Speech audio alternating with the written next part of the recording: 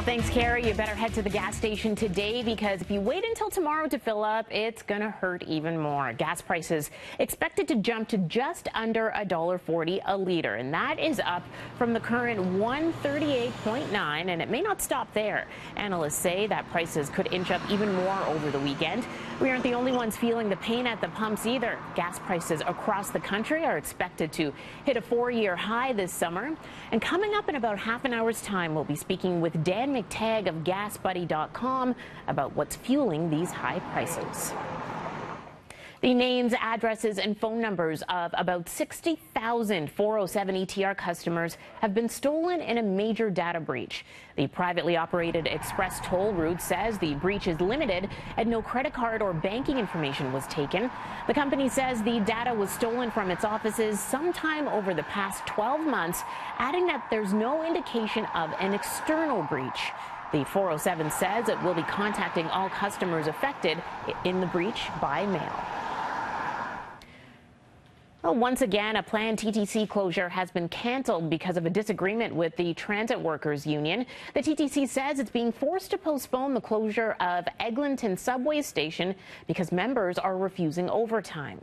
The overtime refusal means there's a lack of shuttle buses, and that means that construction on the Eglinton Crosstown LRT has hit a snag. Work was supposed to be done on the tunnel underneath Eglinton Station. TTC spokesperson Brad Ross says the transit system is hiring 100 new operators in July to fill the gaps on those shuttle routes. 22 more closures have been planned for this year, but it's unknown how they will be impacted by this overtime ban. Another full day for the Maine Ontario leaders as they fan out across the province. Kathleen Wynne is focusing east with stops in Ottawa, Kingston and Whitby. Doug Ford starts out in Cambridge and then moves to Kitchener. Andrea Horvath has a morning event in Toronto, and then it's off to St. Catharines. Well, since August, parking enforcement officers have been sending tickets to drivers who speed away before their fine hits their windshield. About 4,000 to 5,000 of these tickets are handed out every month. They read "drove away" in the top corner. The city says this policy is to protect parking enforcement officers from being clipped by cars that drive away. Brian Laurie with Points says he isn't buying it.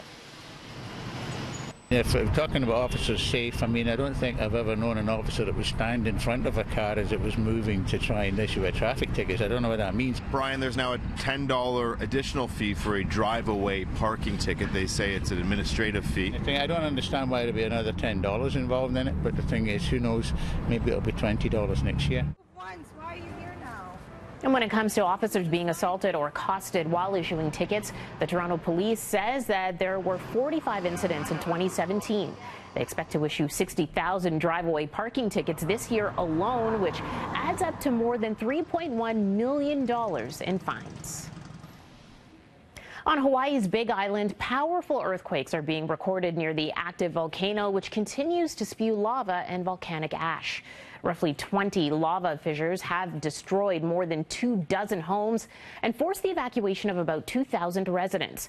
Dr. Michelle Combs says these powerful earthquakes are happening as the lava level around the volcano begins to recede. The earthquakes we're seeing are really shallow.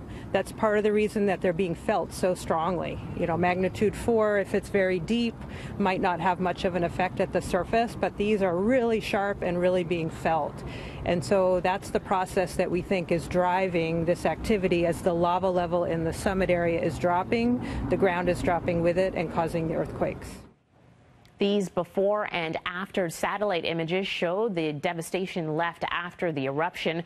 The Hawaiian Volcano Observatory says ash plumes have been recorded shooting up to 3,500 meters into the air. It's 6:07 here on BT. Coming up, of course, throughout the morning, stay tuned. Melanie Ng will be live from London this morning, of course, giving us the latest when it comes to the royal wedding. We'll have that coming up throughout this morning. Love this.